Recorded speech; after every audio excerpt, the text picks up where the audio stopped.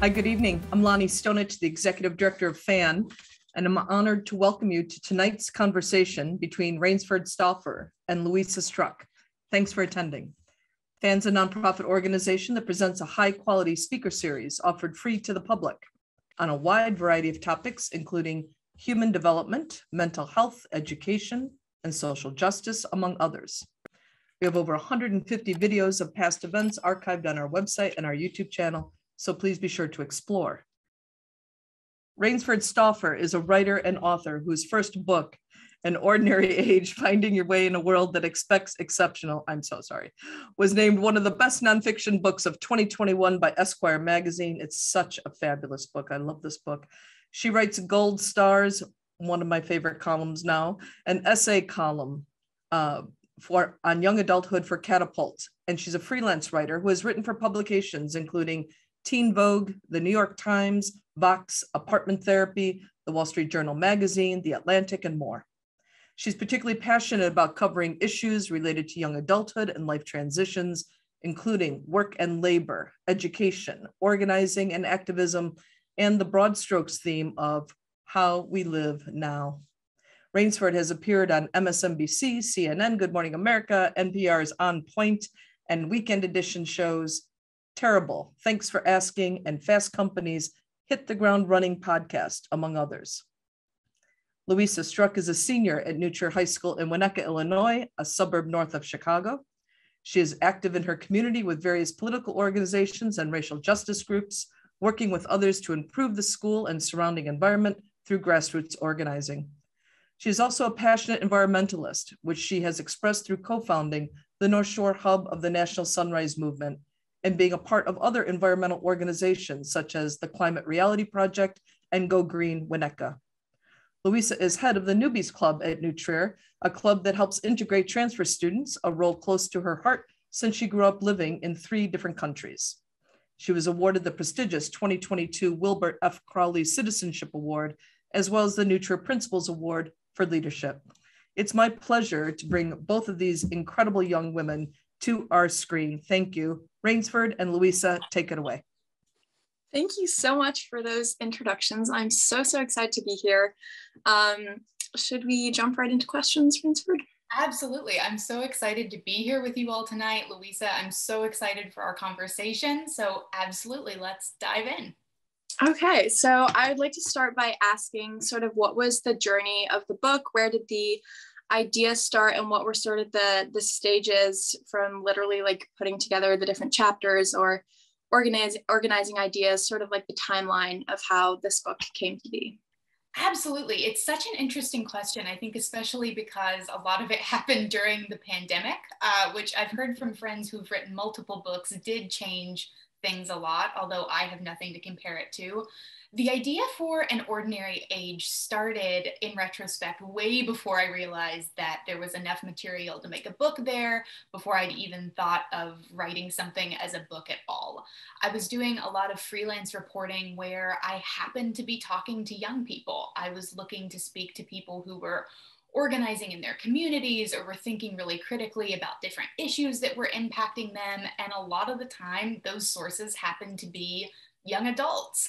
And in those conversations, what I noticed, whether we were talking about higher education or high school or what was happening in their community, what was happening online, there was this common theme of wondering when anything was going to feel like enough, when any accomplishment was going to be enough, when they were going to have enough self-worth, when anything was going to finally let them take a breath and exhale for a little bit. And I found that really interesting because what I started noticing is that as much as it came up in my freelance reporting, it was also coming up in conversations I was having with peers who were a little bit older.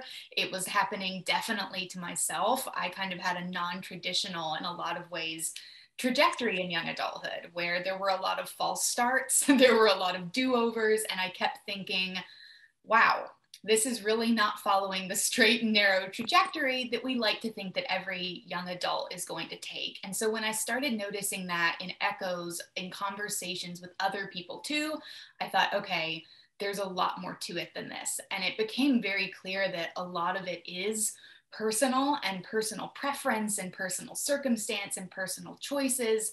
But there are a lot of structural factors in how young adulthood has changed or hasn't changed at all. And it made me really interested in the idea that we can feel not good enough in terms of friendship and feeling lonely just as much as we can feel not good enough in terms of college or in terms of work. And so I set out to have a lot of conversations with young adults from all different backgrounds and communities and locations and kind of all different ages, from the late teens all the way up to the late 20s. And I pieced them together into reported essays. So there's a little bit of my experience in the book. There's a lot of reporting. There's a lot of interviewing to kind of contextualize the way that we were all having different experiences within our different circumstances, but we're all talking about this feeling of, what does it mean to be enough in a world where every area of your life is increasingly expecting more and more from you? Oh, that was an amazing summary, and definitely sort of what you were saying. When I was reading the book, I found myself relating to a lot of the things that you wrote about, and sort of the way the book is structured is also really interesting. There's just different interrelated but separate topics, like college and dating and moving out, and so sort of all these different things, and like work experience. So it was an enjoyable read for me, and I found myself relating to a lot of the things. So before we get into like content things that I want to talk about that stuck with me, what is sort of the main thing that you want people to take with them after reading this book, or the main thing that you want people to get out of reading the book? Oh my gosh, that's a great question. And first of all, I'm glad it resonated. I definitely wanted it to be a book that was structured where, you know, if you're feeling lonely, you flip to the loneliness chapter. If you're searching for meaning, you read something on spirituality and meaning making. And so I'm glad that happened in that way on the page, at least to you. I think that if I could summarize the takeaway that in my dreams, people have, I think it's kind of twofold. I think, first of all, there's the structural one.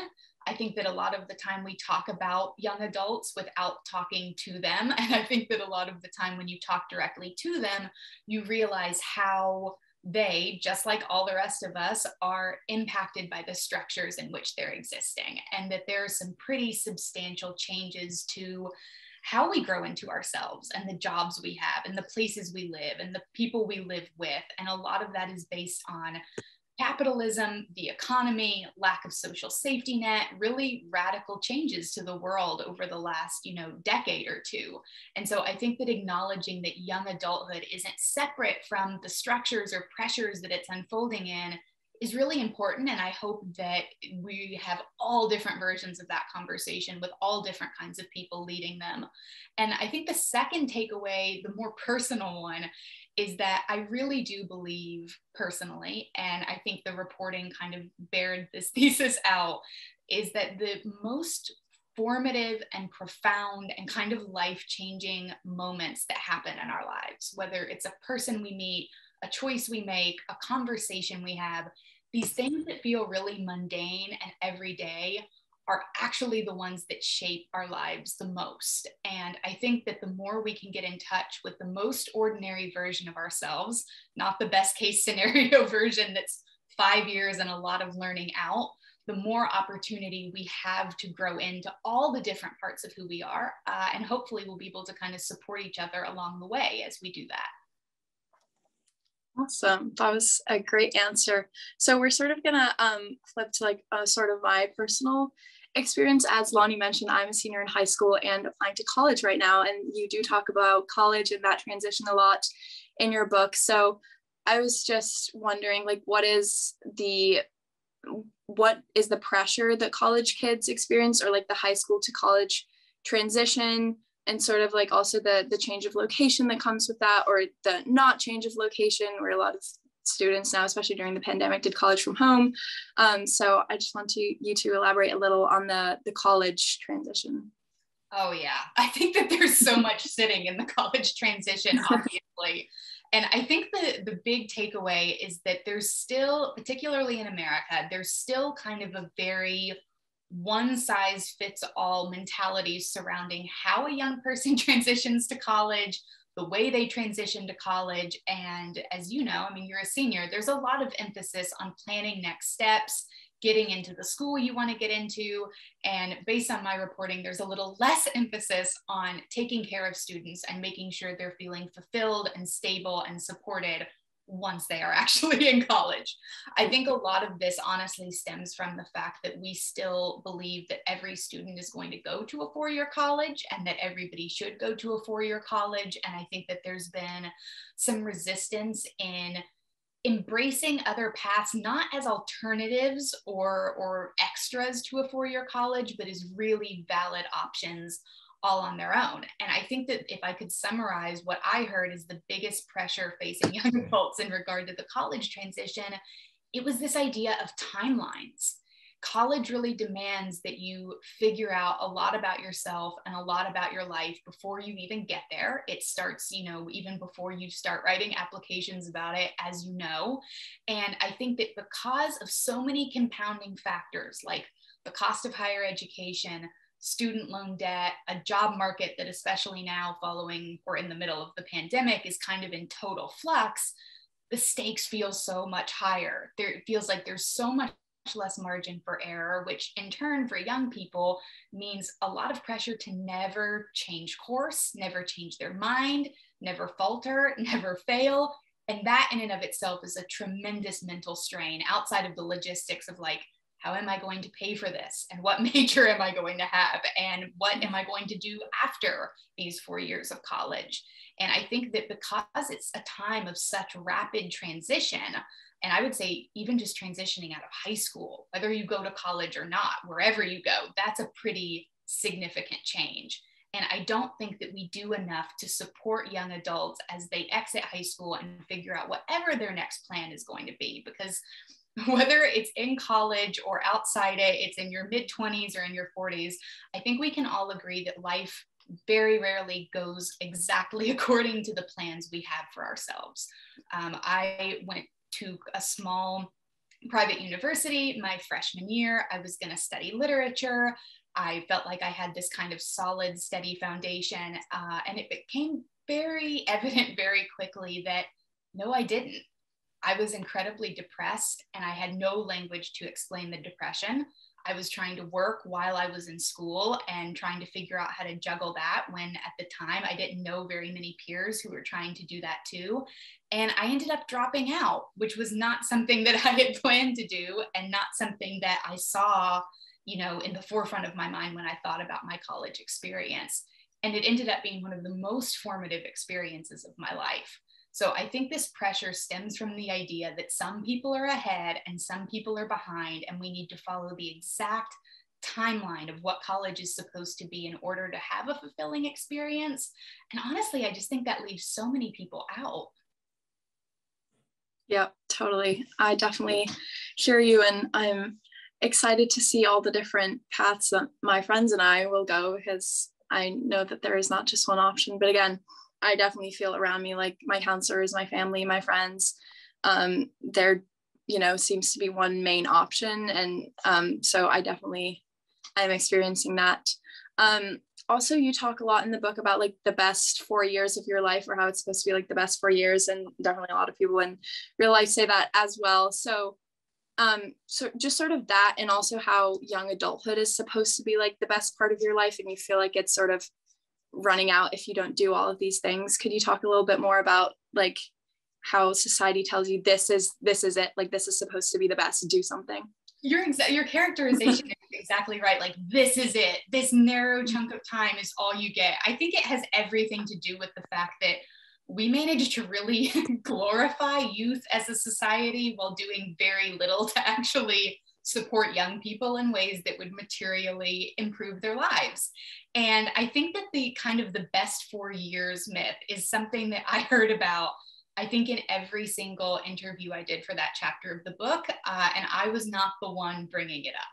I think that there was a ton of pressure not to just know what you were doing and where you were headed next, and to have the perfect grades and to be a part of the perfect organizations and to meet the perfect group of friends, but also this other kind of silent pressure to feel 100% confident that whatever thing you were doing was the best thing you could possibly be doing at that time. And I don't know about you, I experience a lot of self-doubt almost every day in decisions I make. I think it's a normal part of growing and being human and kind of learning as you go.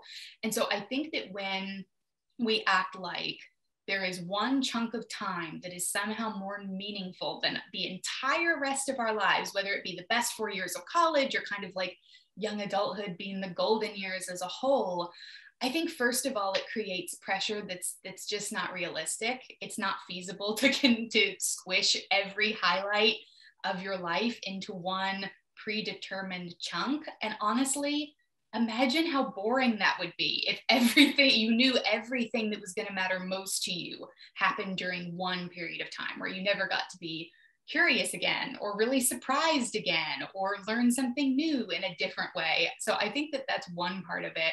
And I think the other is that it really, when you look at the research and data that talks about who young adults are, this idea that everybody's out traveling and going to music festivals and living their best life and all of these things, it really skims over the fact that there are young adults who take on what we think of as adult responsibilities way earlier in life than we anticipate. And I think that when we fail to realize the depth of who young adults are, that it's not a monolith, that there's really diverse experiences happening in this time of life and a lot of different things coming into fruition, we end up with this narrow version of young adulthood that I think very few people actually think they're living up to. So I hope whether we're talking about, best 4 years or young adulthood as a whole, we need to take our conception of what it means to be a young person and just blow it wide open and make it much more expansive and much more inclusive. And I think in turn, that will help us recognize and really internalize the idea that there are great parts to be had in all the years of our lives. There are really hard parts in every single year of life. And that's the part of growth that kind of sustains us. It's one of the things that most of us have in common with each other. Yep, totally. Sort of on that thread of thinking about ourselves now and our future selves, I have a quote from the book that really just stuck with me. It is, psychologists have researched and now understand that when we think about our future selves, our brains don't put together that it's still us. It's like a different person we're aspiring to be. And that was like sort of like almost an aha moment for me. I was like, wait, hold on. So could you talk a little bit more about like that sort of aspect of the disconnect between now and who I will be in a week, in a year, and when I'm grown up, sort of that disconnect, and how you found out about this, or did you always know, or sort of just sticking around that quote? Absolutely. First of all, no, I definitely didn't always know. It was a total light bulb moment for me when I found that study and was like, oh, okay, that makes a lot more sense and clarifies a lot of things I've been dealing with internally and decisions I've been making. Yeah, I think that this happens probably throughout our lifespan, where we imagine that the future version of ourselves will be, more pulled together, much more aware, much more better. For lack of a better word, we're going to be better versions of ourselves. And I think that in young adulthood, usually that manifests as, well, in the future, I'll have things figured out. In the future, everything won't feel like it's so up in the air and I won't feel like a mess. In the future, I'm going to know exactly who I am and exactly what I'm doing. And it's easy to see why we have that mentality. I think that for all of us, young adults or otherwise, I think it's a means of looking for security and stability in a society that honestly isn't giving a lot of us most of those things. We're looking for, one day I'm going to be better than I am right now. And in turn, that's going to make everything around me better. And I think that what that kind of leaves out or maybe overlooks is that we take ourselves with us as we age. We might age into something and learn one lesson, and then we need to learn 5 more. It's not really a process that stops. And so I think that when there's so much fixation and pressure and thought given into who we're going to be in the future, we kind of offload our current selves, who are the ones that are sitting there and doing the messy work of figuring out who we are and what matters to us and what causes we care about and what matters to our communities. I think that when we spend so much time thinking about our next best version, we overlook the fact that the version we're sitting in is the only one we're guaranteed. And I think that it does something in conversations I had with young people, it does something interesting psychologically, where when you imagine these better selves, on one hand, it's a great thing because you're, forward thinking, you're imagining different versions of your life, you're operating in different capacities, and that's wonderful, as long as you're not banking your entire self-worth and identity on this version of who you're going to be in the future. Because in reality, for most of us, our future selves are probably still a little messy. They're still figuring things out. They're still making mistakes. They're still learning things. And I think that instead of wishing for a day or a time of our life when that wasn't true, when we've stepped into the future self and we've got it all figured out, I think if we could embrace the fact that we really all are learning as we go, I think that we'll end up with a much healthier sense of self and healthier relationships with one another as we grow.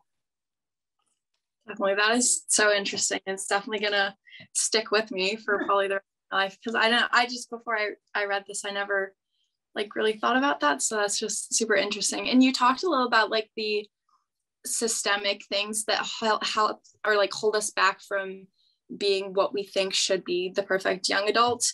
Could you talk a little about the actual things that are out of our control, out of our mind's control, just the societal economic things that in today's day and age prevent young adults from achieving those regular markers of young adulthood? Oh yeah, Louisa, we could be here all night. I think first and foremost, I think that most of our portrayals of young adults in media and popular culture usually center a white, upper middle class, very privileged perspective on what it means to be a young person, which is, I think, why the dominant narrative or the dominant assumption is that everybody's living their best life and it's carefree and it's responsibility free and you're answering only to yourself. And when you think about it, it's quite narrow and it's quite individualistic and it's very off base in terms of who young people are and what they are experiencing. I think that we kind of do this thing as a society where we take young adulthood and we put it in this bubble where it's not impacted by things like systemic racism or structural inequity or ableism or capitalism or all of these things that define the experience a person is having as they make their way through the world. And I think that when we do that, first of all, we leave a tremendous amount of people out. And I think second of all, we come away with this version of young adulthood where we're not really responsible to young adults for anything. When we can dump it back on, hey, this is an individualistic time of life, you find your way, you do your thing. Suddenly the problem is young people.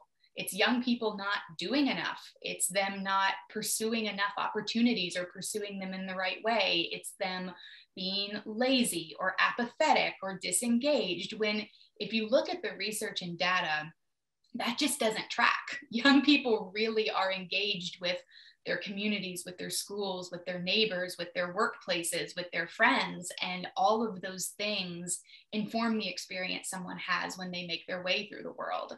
When we look back, the traditional kind of quote unquote markers of entry into adulthood used to be considered things like buying a home, moving out of your parents' home, achieving some level of higher education, starting a job, starting a family. So it was kind of all of these fresh starts, these things that meant, okay, you've officially made it out of young adulthood, you are a full-blown adult. Well, it's not shocking to realize that while there's all these headlines about, are young adults today taking longer to grow up? Are they behind? Why are they not growing up fast enough? Every single one of those markers is dramatically impacted by things like the economy, student debt, lack of social safety net, being displaced from a community or a community having no resources. All of these things that we need to grow up are being given less and less resources. And when we go back and we kind of look at the numbers of the whole thing, the way young adults transition into adulthood has always been connected to the economy. This isn't it's just now happening for millennials or for Gen Z or for whoever comes after Gen Z. It's a pattern. And I think that until we recognize the systemic impacts of our world and of our society on this really transitional phase of life where your brain is finishing development, you're making all of these different life choices, you're trying to find your way. I think that we're never really going to solve that gap between why do young adults today seem so different, and are they really? Because the answer is it's a lot of structural barriers that have kind of been thrown up in place, but you're expected to meet the same markers of adulthood that existed a couple decades ago. Totally. And one of the things that you said just now and that you talked about a lot in the book was sort of moving out of your parents' home. Could you talk a little bit more about that and why it is so significant for a lot of young adults, and why that is something that we get like really hung up on, and it feels almost like a failure to some people if you stay living in your parents' home? Sure. Yeah. This was something that I talked about a lot, and got to hear about a lot. One of my favorite parts of reporting this chapter on home in the book was getting to hear how differently people define home, because for some it was a familial home and returning to their hometown. For others, it was moving somewhere really far away from where they grew up, where they felt comfortable and supported. People talked about, getting to decorate their first apartment and that feeling really pivotal. Other people said that home was actually not a physical space to them at all. They found home in different communities. And so I think that one of the coolest things about sense of home and sense of community and sense of belonging is that it's this thing that we get to define for ourselves. And for a lot of people, young adulthood is the first time they kind of get to do that with some independence or on their own terms. It's typically a time where even if you don't move out of your parents' house, you're entering a different phase of life after high school. So you're either going to college or a trade school, or you're entering or continuing a job, and you're exposed to all of these different kinds of people and these new ways of being that you can kind of see yourself in, or at least, have your curiosity sparked by. And so there's this idea, particularly in Western society, that every young person comes of age at 18, and if you have not hightailed it out of your parents' house by 18 and a half, you have failed and you are very behind. And we see this in all kinds of ways now. It was a headline during the pandemic when college students were having to move off campus and come home, and there was a bunch of conversation about, will they go back? Will they be able to make the transition again? You look a little bit later down the line and you see it in conversations on, well, why aren't the millennials buying homes? What's happening there? Why aren't they moving out and doing what they're supposed to do? Again, I think it's pretty obvious that in both of these things, there were really big structural elements sitting there in those decisions. But I think that what stood out to me is that with this Western ideal, because it's something we really do in America, but other cultures don't necessarily see it the same way, where you're supposed to, leave the family unit, and that everything that's important that's going to happen to you can only happen if you're on your own. I think that one of the things that I found so interesting when I was reporting that chapter on home was hearing how desperately young adults want community. They want a sense of home in place. They want a sense of home in people. To some degree, they expressed wanting a sense of home in college or in work. They wanted this sense of community. And it kind of was like shoulder shrugging off this idea that young adulthood is supposed to be all about individualism and all about going it alone. And in reality, we really need each other. And I think that for some people that did really manifest as physical location, as maybe going back to their hometown and feeling really fulfilled, or finding a new community somewhere else and thinking, this is it, I'm home. But regardless of what home looked like, I think the most important part of that conversation really is the community element, and the idea that you don't have to go off solo in order to find yourself. You can do that in conjunction with a community, with your version of a family, with other people. Yeah, and I definitely feel that as well. As Lonnie mentioned, I grew up in living in 3 different countries. So like the sense of home has always been like a bit of a confusing topic for me, because obviously home is where the people that I like are, but they're like everywhere. So that is definitely something that I think about a lot as well. And another thing that you talk about a lot in the book is sort of connected to this. You're scrolling through social media and you see your friend in this perfect apartment saying like, I'm home, you know, all these things. So what do you think the negative impacts of social media are? And then I have a follow-up question on social media as well. So like, how does social media sort of snowball affect all of these things that we're already feeling? Right. I think that the obvious one is that social media snowballs right into comparison. It becomes very easy to contrast what's happening in your life behind the scenes and kind of how you're feeling in your private moments alone in your bedroom going, what on earth am I doing? To a moment someone else has decided to share somewhat publicly with the internet. And regardless of what the moment or picture or tweet or what have you is, somebody still decided it was worthy enough to share. And that can be really complicated and really confusing, because I think by now in 2021, most of us know that what we see on social media is not the whole story. We know that there's stuff happening behind the scenes that we're not seeing. We know we're getting a very filtered version of someone's existence or their ideas. But it is really hard to sit there with your phone and keep that at the forefront of your mind as you're scrolling through social media. And I think that one of the trickiest ways that manifests for young people is seeing other people meet these so-called milestones. Like you said, you know, the beautiful apartment with the great big bay windows, or the college acceptance letter where somebody's screaming up and down because they've gotten the email they wanted to get, or the new job announcement. It's really easy to make it look like, well, I would be happier if I was achieving all of these things. And if everyone around me is, and I'm the only one that's not, what's wrong with me?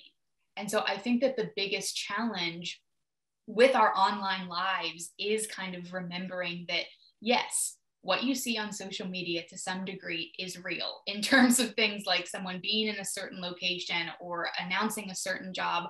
Those things are happening, but they're not the whole story. Just like the feeling you're sitting there with comparing yourself to someone else isn't your whole story either. And I think that the more we talk about that openly, the better off we're going to be. Because I think the thing about social media is this is not something going away. I'm not sure it's even realistic to say that young adults need to learn how to exist without it, because it's challenging, honestly, for me to imagine a world where, to some degree, we're all not going to have to. So I think it's more about creating a more realistic and healthier relationship with how what we see makes us feel. Yeah, and exactly that healthy relationship is sort of what my follow-up question was going to be. And I know there's no perfect answer to this, but what do you think is like a healthy way to use social media? Because I know people can be like, okay, detox, delete Instagram, delete it all. But then you also get like the FOMO and like, I want to check Instagram, I want to see what my friends are doing. So like, is there a perfect, or like, is there a balance at all between these things? Or like, what is a healthy way to use social media without like getting those negative feelings? Or does that exist at all? Does it come hand in hand with social media in the first place? Or sort of, what are your thoughts on that? First of all, I think it is inherent in social media in the first place. I think that the frank answer is that these tech companies probably do profit off of and benefit us spending more time on these apps, which inevitably leads to more time spent comparing ourselves to others. So I think there's that element of it. But one of the things that I loved about reporting this chapter was it was so enlightening to hear about really healthy, meaningful ways that people were using social media and kind of communities online at large. I have to say, I went into this one expecting to have a lot of conversations about how toxic Instagram is for mental health, which we know it is. And people were very blunt in the fact that, yeah, would my life be better in some ways without it? Yes, absolutely. Has my life been enriched by it in a lot of other ways? Yeah, that's true too. And that's a really complicated thing to kind of hold at once. But I was thinking, as you were asking this question, it kind of goes back to this idea that we talked about in regard to home and community, because what people kind of cited to me is the differentiator, the thing that made them either feel terrible when they looked at Instagram or like kind of okay and kind of balanced when they looked at it, was actually the idea of reaching out to other people. Instead of kind of being a passive consumer of what they were seeing on their feeds, where it's just endless scrolling of highlight after highlight after highlight, or picture with your friends that you're not in, or this person doing a cool thing over here that you never thought to do, when it was used as an opportunity to reach out to someone, to make a connection, to learn something, it took on a very different tone for people. And I thought that that was really interesting, because we know that for a lot of young people, online spaces and online communities are really healing outlets for them. In a lot of cases, they see versions of themselves represented that maybe they don't in their day-to-day life or in other media. They find communities that are safe and allow them to be the fullest versions of themselves. I think that's why privacy is such a big deal. I think that that's why regulation of a lot of the platforms we're using really, really matters, because even though it's occurring online and it's easy to say, oh, that's not real life, reality is for a lot of people it is, and it's an extension of their real life and their real self. And I think we have to take that seriously. But I think that that also factors into how we use it. You know, I think if you want to detox from Instagram for a week and that kind of gives you a chance to reset and feel good, I think that that's a really healthy thing to do. But I also think that if you can engage with it as the people I'm following are a part of the community that I'm building. We've chosen to be here and follow one another. We've chosen to consume each other's lives, and we're going to behave like a community. I think that that can take on a different tone. I know for me, it's less Instagram and more Twitter, where I get a lot of imposter syndrome or a lot of anxiety about maybe I'm not doing enough, or why didn't I think of that? But I noticed over the past couple of years that when I flipped it and made it about, look at the incredible people that all of a sudden I'm getting to know, or whose work I'm getting to read, or people I'm being introduced to, it really became a different experience on that particular platform. And I've had a lot of real life friendships manifest as a result of what was happening on Twitter. And so I think that when we do treat it as part of our real life, we can become a lot more intentional about how we use it and who we reach out to. Yeah, definitely some great comments and things I'll be thinking about. I use Instagram for, or like, I know I'm mostly on Instagram, less Twitter, but sort of just like keeping up with friends, but also like it's fun for me to post things. Like I enjoy like sort of spreading what I'm doing. So I definitely like see sort of both sides of it. This is sort of a different topic, but also another one of the systemic or like rapidly changing issues facing young people is climate change. So I was wondering how you personally deal with climate anxiety, if you feel that at all, if you have any advice for young people sort of thinking a lot about, you know, right, I'm going to college, I'm building my home, I may be achieving these milestones, but like, what if the planet deteriorates? Like, what are your thoughts on climate change and climate anxiety? Oh, I'll start by saying behind the scenes, I was talking earlier about how I'm in Kentucky. It was literally 86 degrees last week. It's going to drop into the 30s tonight. So, you know, make of that what you will. I'll start by saying I'm definitely not an expert on climate change. I think that would be far more your department. But what I can say for my part is I think that it is entirely unrealistic to act like the milestones of young adulthood and the world people are growing up in is not already impacted by climate change, and that it has already been impacted by climate change. And if we don't really start doing something, and I mean something on a legislative significant scale, it's going to continue to destroy people's lives. I'm at the age now where I'm starting to hear friends talk about, you know, is it responsible to have a child and bring them into a world where we don't know what it's going to look like in 5 years, let alone 10? And what kind of world are we going to leave to our children? And I think that young adults are grappling with that on a really profound level in terms of where they live, in terms of the transit they use, and wondering why the solution always seems to be nothing more significant than, hey, stop using plastic straws, which is, you know, a fine individual action to take, but is not the kind of collective action that we're going to need on this. And you know better than I do how connected climate change is to systemic racism, and how connected it all is to capitalism, and who's profiting off of the fact that the planet is on fire. In terms of how I deal with my anxiety, I listen to a lot of young people who I think really are leaders on this issue and have been the entire time. And I think what I hear over and over from them, and I don't want to put words in anybody's mouth, but I think the big takeaway is the idea of collective action. And it's something that we all have to participate in, because if we close our eyes and pretend there's no change happening around us, it's not going to go away. Where at least if we band together and we demand better from our politicians and from our leaders and from the stakeholders and the power brokers within this, we at least have a shot. And if there's any hope in this conversation about climate change, I really do think it's with young people who have recognized how intersectional an issue this is and how it's not going to stay in the narrow confines of climate. It touches everything. And I defer to their leadership on that every time.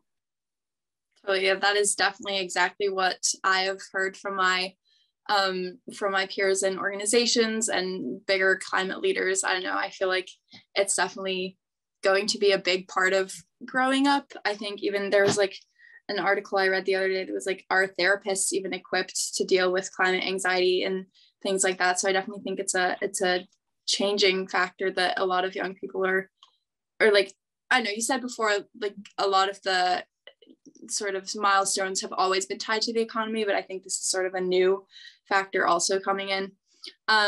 This is a different topic, but was there something that you really enjoyed, or did you have like a favorite part of doing the research, or a chapter that you really liked working on, or just, you know, I don't know. I mean, I'm sure it was all amazing to talk to all of these people, and I loved hearing all the stories, but was there something that you enjoyed especially, or a chapter that you love?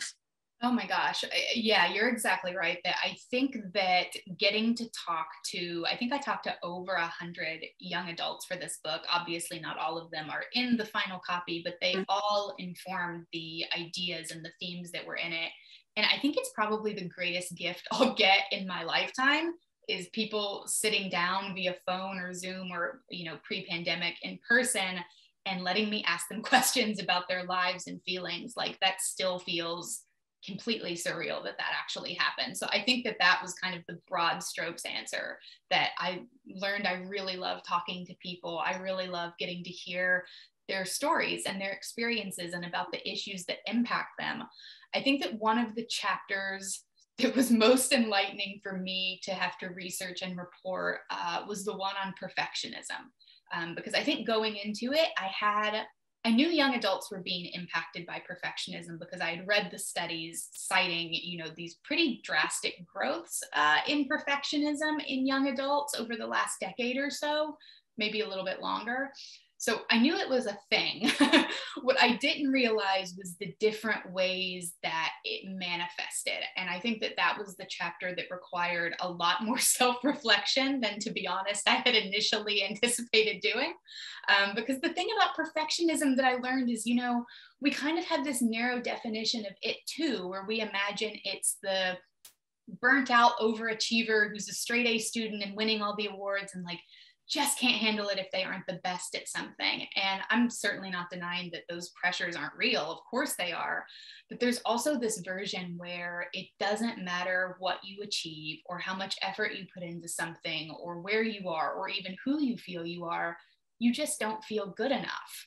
And I think that was the element of perfectionism that really surprised me when I was reporting that chapter. And I also think the fact that, you know, learning that we exist in structures that demand perfectionism and they make it into a virtue, I think was also really enlightening. Because it's almost like I could look backwards and think of experiences I'd had in school or experiences I'd had in work where all of a sudden it wasn't enough to just be a good person or a good friend or just good at your job. It's like we kind of turned good into really not that good, because you should always be aspiring to this other thing over here. And so I think that it taught me that dismantling perfectionism that manifests in this really toxic way really requires us to dig into what we value about ourselves and our communities and why. And I think that one will stay with me for a really long time. Mm. Yeah, that is so interesting. I enjoyed that chapter a lot. I also had another question lined up about that, but you answered most of it. sort of on the topic of burnout and like doing so many things, and you have to do all these clubs to get into college, and you have to have the perfect GPA, and even beyond that in college, you have to do all these things.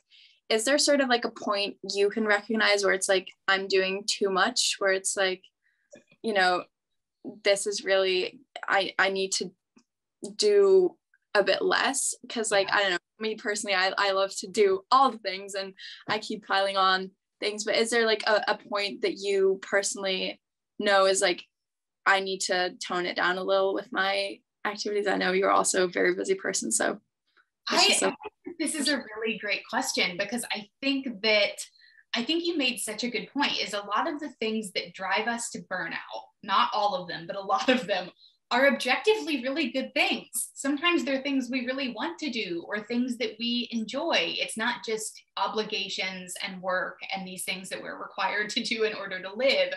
Even the fun stuff can pile on when you're really burnt out. And I think that recognizing that distinction is really important. I know for me, I know I'm in a burnout crisis when I stop enjoying things that I know I would have enjoyed previously. When I stop being curious, when I stop being excited about the work I'm doing, that's kind of the first red flag that, hey, something's out of balance here. And I think that usually if I don't stop it, that one progresses into not really being able to do the things that I enjoy doing just for the sake of doing them outside of work I really love, outside of kind of that whole realm of life, when I can't do things like go for a walk and listen to a lot of music, a lot of Taylor Swift, when I can't bake, or when I find my focus drifting, when I try to like read for pleasure instead of reading for research or for work. That's kind of the second red flag of, oh, something bad is happening here. And I think the trickier part, at least for me, is knowing how to hop off the wheel, because you have that instinct where it's like, oh no, this is too much, this is too far. But I think getting off of the wheel and kind of stopping the treadmill is a different story. And that's something that I heard about a lot from other young adults too, where it's like, okay, kind of doing the mental math of, well, I'm working too many hours, but I need to work all of these hours to pay my rent. And my job is really toxic, but I can't leave it because I need the health insurance. Or the same thing in college classes, you know, I really need a break. I really need to take a semester off. It'd be healthier for me mentally, but oh, I can't, because that destroys my financial aid package and kind of ruins the rest of what this is supposed to be. And so I think that it's hard, because I think that the structural components to burnout and to remedying it are so intense that it puts that much more pressure on individuals to make really complicated choices about how they're going to balance their lives. I certainly don't have any like A+ answers to that. I think my advice is to do the best you can to take care of yourself, even with really limited time and limited resources, even if it's only 15 minutes. A reprieve from anything that feels like an obligation can go a long way. Yeah, that was very interesting. I think also like the remedies or like symptoms are different for each person. I like to hear about yours and Taylor Swift and baking and things. Yeah, it's just really like there. I do agree with you that there's like a point where you're like, oh, sort of just like a last really big question. Yeah. Is there anything that society can do? And I know that a lot of these issues in the book are structures that have been in place for a long time, and changing the mindsets of millions of people is not an easy thing to do, or even a thing. I mean, with structural racism and all of these things, it's hard to like achieve a large scale change, especially as quickly as it needs to happen. So do you have any thoughts on like what can a society do except young people talking to each other? Yeah. Oh, this is a great question, because yeah, I think that first and foremost, most of us sitting here know that policy change is the answer to a lot of these questions.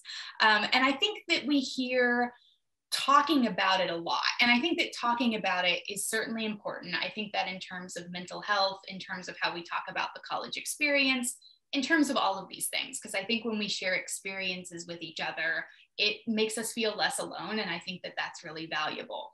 But what I would add to that is that we need to be more specific in regard to what we're talking about. What I heard from a lot of young people is that even when mentors or parents or teachers or professors or bosses were trying to have conversations with them about how it felt to be in a phase of your life where everything is changing and you don't really know what's going to happen yet, there was a lot of, well, when I was young, I did it this way, and so you should too. And that's not to say that there's not a lot we can learn from how things were in the past. Of course we can. But things have also changed really dramatically, not just for young adults, for all of us. And I think that it's important to give ourselves the grace and the reality of acknowledging that.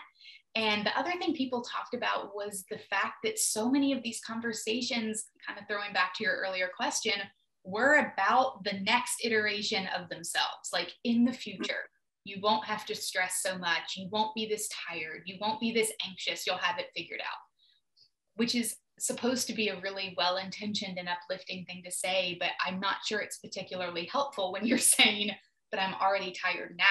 I'm anxious now. I don't know how I'm going to make it to my future if this is how my present feels. And so I think that when we have these conversations with young people, I think first of all, we need to get out of the way and we need to let young adults lead conversations about young adults. I think second to that, we need to make sure that there's support and there's structures in place to support people when they honestly do need to do more than talk about it. When they need to take a break, when they need to change their path, when they need to kind of reimagine who they're going to be, I think we need to let them know, hey, this is how I'll support you in that. I hear you. You don't have to think about yourself 5 years down the line. Let's focus on making sure you feel like you're good enough and you're supported right now. I think that that can be a real game changer in how we frame all of these issues.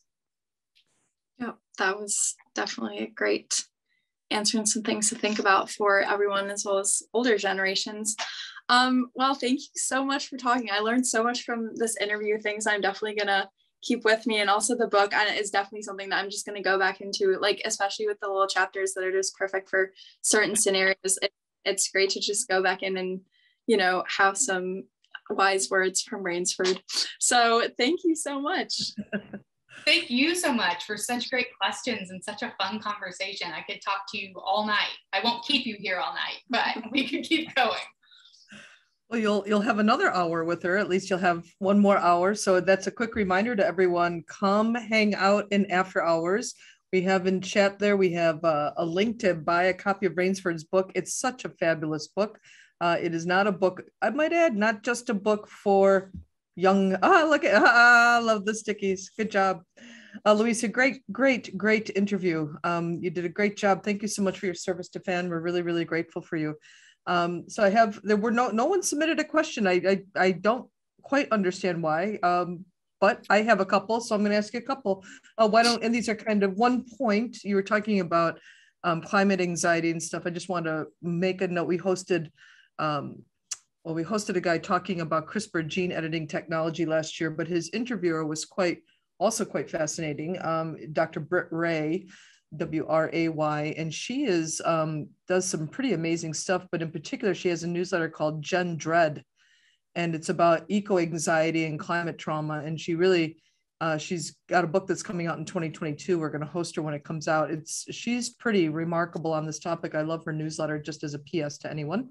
Rainesford, why don't you tell us a little bit, two things. One, I want to know, tell us what you're working on now. Can you give us a little bit of a projection, what's coming down the pipeline, number one? And then I guess the other thing that I would want to know is, as Luis is approximately a decade younger than you, and I'm kind of wondering, as you look at that cohort, which some would say might be a generation behind you, maybe not quite a full generation, but is there something about this generation that, and you know what, scratch that question. I hate talking about generations. So why don't you stick first? As I'm asking the question, I'm like, that's such a stupid question. So let's skip my stupid question and let's go to, why don't you just tell us what you're working about? Because we have about 4 minutes. Go ahead. Yeah, absolutely. Forget my question. First and foremost, working on a lot of interesting freelance pieces. I got to co-write an op-ed for Teen Vogue that'll be out next week with a good friend on paid leave, which is certainly relevant to every conversation we've had tonight, and I imagine a lot of our personal experiences as well. I am just now in the initial phases of starting reporting for a second book. I can't get too into the details about that yet, but the broad strokes of it are, it's about ambition and what would happen if we reimagined it. So I'm very excited to get to kind of have different versions of these conversations with all different people and expand the scope of reporting even beyond young adulthood. I'm excited to see what changes in different demographics of people and what kind of sparks them in these conversations. But other than that, I think my favorite thing I've gotten to do recently is I've worked on a lot of student writing workshops, editing and coaching the work of young people as they write op-eds about education justice, getting the vaccine or being too young to get the vaccine, lowering the voting age. It's really kind of run the spectrum, and I'm continually wowed by their ideas, their perspectives on the world, and the arguments they make to better it. And so I think that's my favorite thing I've gotten to do recently. We had a question come up from Barbara. She wants to know, in your research, did you notice any gender differences? Ooh, this is a great question. There were definitely gender differences in perfectionism specifically. I remember that was a pretty stark divide where people who are women tend to identify more with perfectionistic traits, at least in the stories I read about this kind of demographic of people in their 20s. But overall, it was really interesting. And a lot of my research is not data driven. It's very anecdotal since I'm a reporter and I'm into storytelling, but people really narrated a lot of common feelings that kind of went beyond any construct of gender, any geographic location, any financial background. It's not to say that their experiences, their lived experiences as people weren't shaped by these things, but this persistent pressure that no matter what they were doing or who they were, they needed to be someone better was really consistent. And I have to say that I think that in a way that demonstrates how pervasive it is that so many people in so many different areas of life were experiencing a really similar sensation. Great answer. Great. So much more to talk about. The book is so rich. I just loved it. I'm so glad that you came and did something for FAN. It's going to be, you have a really, really bright future. I know I probably shouldn't say that either. I should probably just stop and let other people talk. That's a really great idea, said everybody on the Zoom.